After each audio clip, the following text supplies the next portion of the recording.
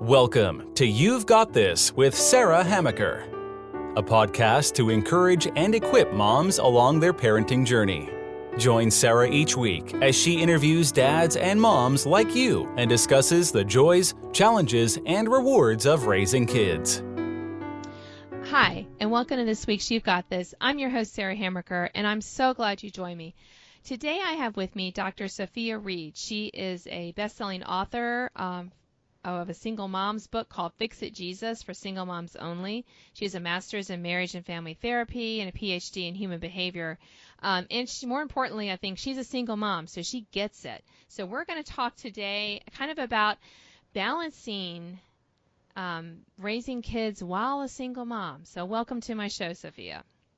Thank you so much for having me. I'm definitely so excited to be able to talk about what I talk about. Yes, first of all, I have to say, I love the title of your book, Fix It Jesus, because don't we just want to say, fix it Jesus, come on, fix it. Yes. So I love that you titled that book for single moms, because I'm sure that, you have a lot of kind of unique challenges. Yeah, and especially I think when it came to my single mom journey, especially I became a single mom unexpectedly, and then everything just kind of went like wrong. I feel it really did. Just because I kind of went through my single mom. Well, I did go through my pregnancy alone, but that wasn't even the wrong thing. After, I think when my son was about 4 weeks old, his father became incarcerated, and that is where he stayed for like 7 years. And so when I talk about being a single mom to the ultimate, like I was by myself, like my nearest family member was 2 hours away in the beginning, it was like, yeah, can I get Jesus or somebody to come in and come save me, because I do not know what I am doing right now. And that's just kind of how it was. But I think that ultimately, me being a single mom, I always say this, like that is kind of what credited me to becoming a stronger person. Because I kind of feel like once you have to kind of do everything and be everything and you don't have any other choice, then that's just what it is. So, yeah. Yeah, and I think that, kind of on our topic tonight, not just about being a single mom, but I think finding that balance in your life is so important. It's so important that even when you're married, to have that balance between being a wife versus being a mother. But then you throw the single mom into it, and I see, I have single mom friends, and I know that they, struggle with having their own kind of identity apart from being a single mom. Right. Definitely. And I think when it came to what I promote and what I want to do, that's one thing that I didn't want to just be is like a single mom, because I think so many people have an idea of what a single mom is, but it's like, okay, but you can have like a purpose and you can do things outside of that. Like you don't have to just fit into this, oh, I'm always like struggling, or I'm always feeling hopeless, or I'm always striving, or anything like that. Like I wanted to say, yeah, no, you can completely have a bomb behind life and be killing it. It doesn't really matter that you're a single mom. It's not like all of your hopes and dreams and everything is just flushed completely down the toilet. Because, I do have a PhD, and I got both my master's and my PhD as a single mom. I went back to get my master's when my son was 1. And then I continued through to my PhD as a single mother. So I think that's what the whole point was about. And so even when we talk about my book, that's not even just focused on the parenting aspect. Mm-hmm. That's mainly focused on the mom, because I wanted to say like, okay, but your life isn't over. Like yes, you are a mom, but you are still an individual. You still have things that you want to do for yourself. Your identity is not just like becoming a parent. Like don't just give up everything in life just because you have the challenges of becoming a parent. There's still life and hope. You can still, date and get married and have fun and start a business and go back to school, and whatever it is that you have in your mind, in your brain, can still happen. Yeah, it might be a little bit more challenging, but you can still do it. I love that. That is, for me, that's a passion for any mom, really. Yeah. It's not just about the fact that you're a mom. And I have 4 wonderful children, and I wouldn't trade being their mom for the world. Right. I wouldn't. But, big but here, Sophia, that is not my only, that is not how that's not the only way I define myself as a woman, being a mom. There's a lot of other things that I do. There's a lot of other hats that I wear that make me who I am, that make me Sarah. Just like it sounds like there's a lot of other hats and stuff that you wear that makes you Sophia. And when we just distill it down to single mom, stay-at-home mom, Yes. whatever label we want to put on there, I think we're really, doing women a disservice Right. when we think that being a mom, yes, especially those of us who, became pregnant and gave birth to our children, yeah, there's a lot about being a mom that's wonderful and fascinating, and I love it, and I would never want to carve that out of my life, but it's not my entire life. And some people feel like we can't say that. Yes. And I think that is that whole, like, I don't know if it's called mom guilt thing where it's like, oh, but if my life and my whole identity is not centered around my child, then something must be wrong with me. Okay, but not really, because I kind of feel like you don't see dad saying that, like, nothing is wrong with you just because you don't want to make your children your world. Like, it's okay. And so I don't even think really, like you said, it's a single mom thing. I think that is something that a lot of moms struggle with, like, okay, but I have to make my children my whole world. Okay, but says who and why? It doesn't make you like a bad mom just because you want something outside of your children. It's okay. So yeah, and I love that. And we're like kindred. We're kindred spirits Yeah. here, Sophia, because the thought of only paying attention to my children 24/7. right. I'm sorry, and they know this because my kids laugh at me about this. I'm like, yeah, that's not going to happen. Yeah. And it's not because I don't love my children and I don't want what's best for them, because I do. And it's not that I don't do anything for my kids, because there are things that I do for them and I pay attention to them, and we have a connection, a good relationship. But I'm the parent, and I'm a Right. woman. I Right. was a woman before I was a wife, before I Right. was a mother. And why do we forget, part one, being a woman, right?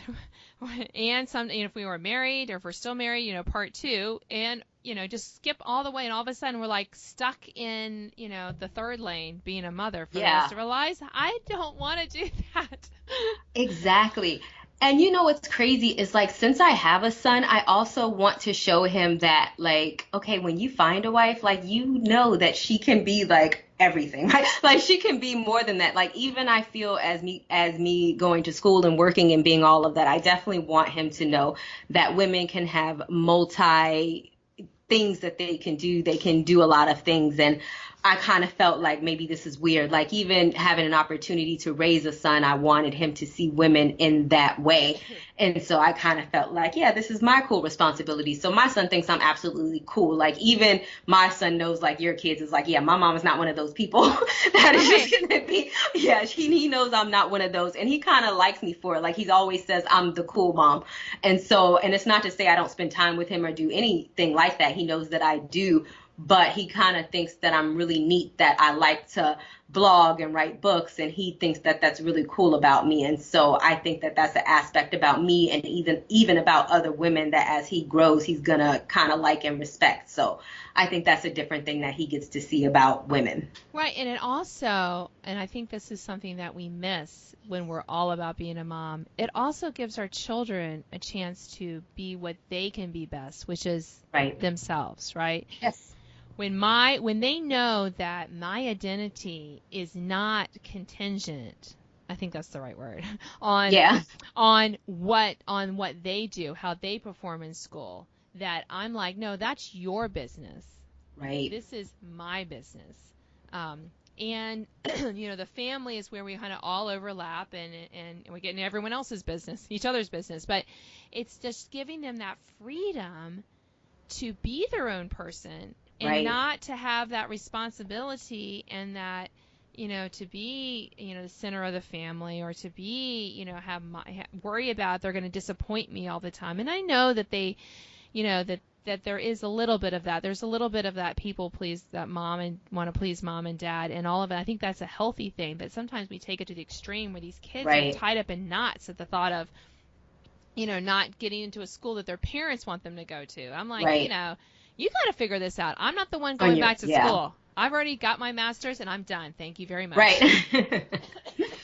Yeah, definitely. And even like and I would just say as the single mom aspect, and even I feel like any maybe working mom is that, my son has definitely learned a lot about being like some autonomy because I'm not like hovering over him all the time because I don't have the time. So I definitely think that that's a good thing because I'm a huge person of like resiliency and teaching kids not to be so like dependent on their parents all the time, especially as he's entered middle school. He has entered middle school. Okay. Is that he kind of learned, at an early age, it's like, yeah, let's do the things that you can do on your own. Let's try to like have a schedule on your own because I can't like hover around you and do things for you all the time. Let's try to be super independent. Yes, I'm your mom, but I'm certainly not like your maid. Like I had like early on, I had taught him to like do chores. I don't have time for that. Yeah. So it's like, yeah, certain things, even with that, it's like, okay, I have kind of taught you to do things on your own because this is what it requires because I don't have time to just be around you because I have to work. I have to do things. And I kind of feel even outside of the single mom thing, I think that any working parent or two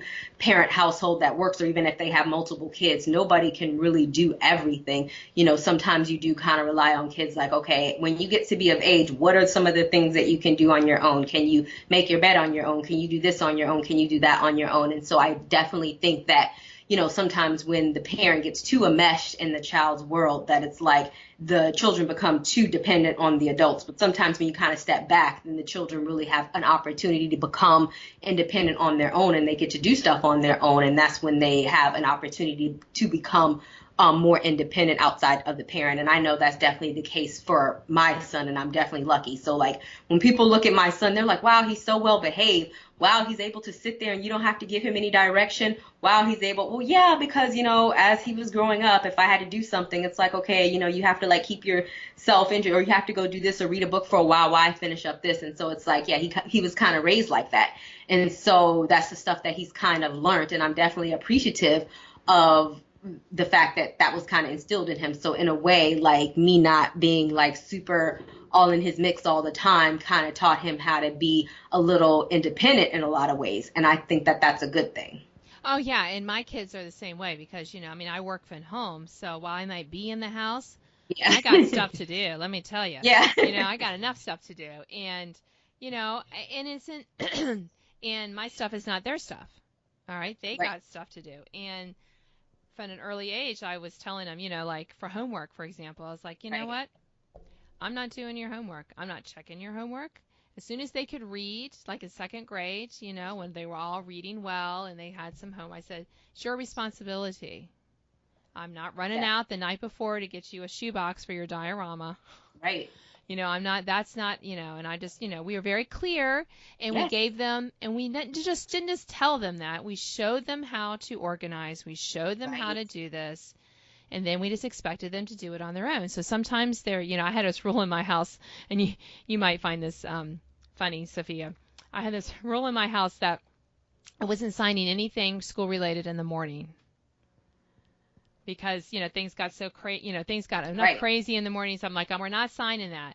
I'm not signing planners. I'm not signing forms. I'm not signing. If you didn't give it to me the night before, it's just going to have to wait till the next day because, we're trying to get 4 people out the door. My husband, myself, ready for work. And I wasn't about to, do all of that. Do all that. I think it's a small thing that kind of and we are kindred spirits. Yes.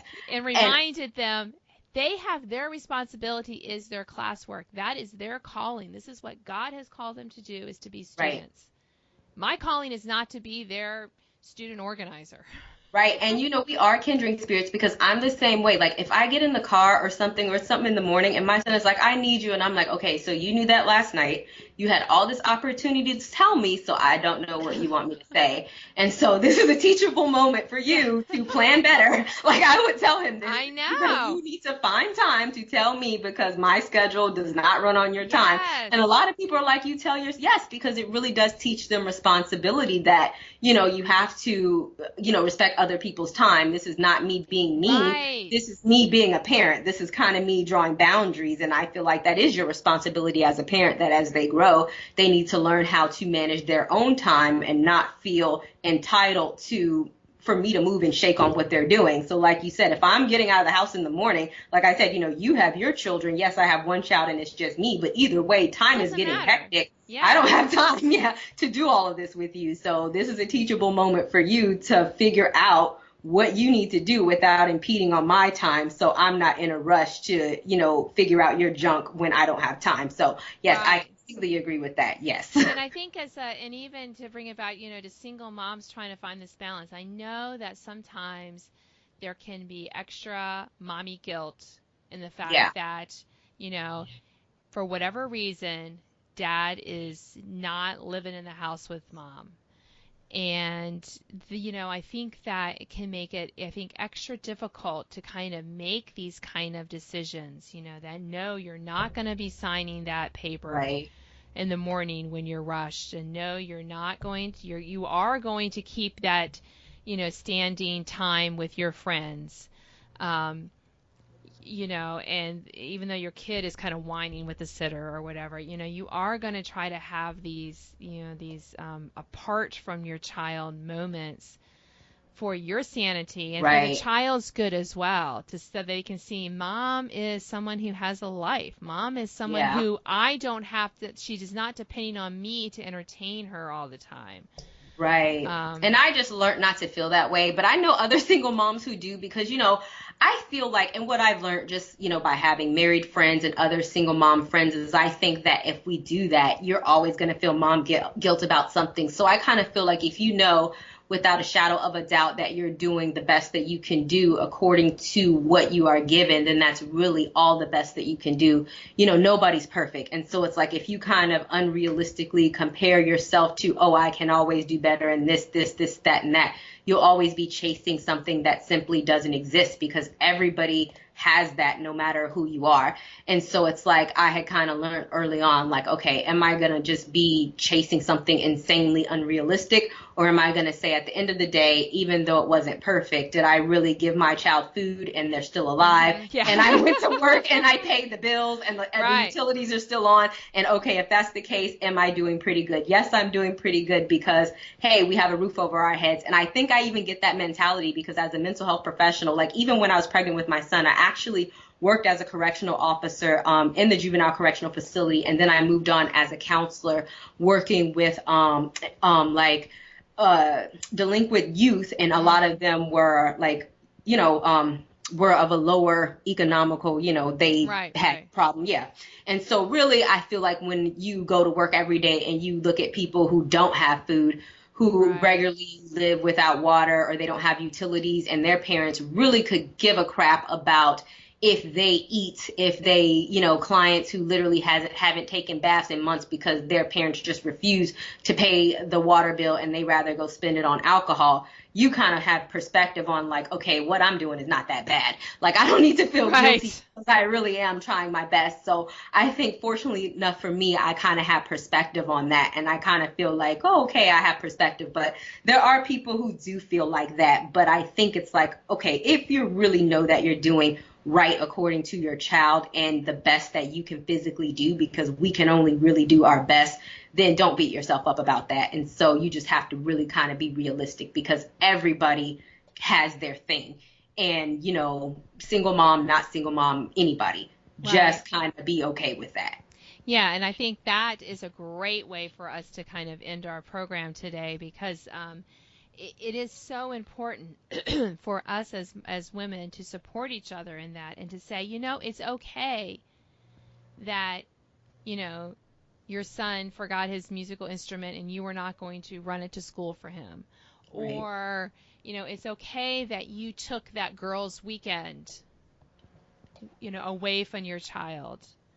It's okay that, you did these things for yourself, because you're showing your child not that you don't value them. You're actually showing them that you do value them, because that you value yourself in doing that and taking care of yourself, and to finding that healthy balance between being a single mom and caring for your child. Right. Definitely. Yeah. Yes. Okay, great. Well, we could talk, I think, much longer, Sophia, but unfortunately we are out of time. So thank you so much for being my guest tonight. And thank you so much for having me. It was so much fun. You've been listening to You've Got This. I'm your host, Sarah Hammaker, and today I've been talking with Dr. Sophia Reed. She is an Amazon bestseller with the book Fix It Jesus for Single Moms Only, and she's a marriage and family therapist. And you can find out more about her and check out her website and her book in the links to this podcast. And we've been talking about how finding a balance as single moms and as married moms as well is so important in our life. So I hope you enjoy this. Thank you. Thanks for listening to this week's podcast of You've Got This with Sarah Hammaker. Sign up to receive notification of new podcasts and listen to previous editions at sarahhammaker.com. Until next time, remember, parenting might be hard sometimes, but don't worry, you've got this.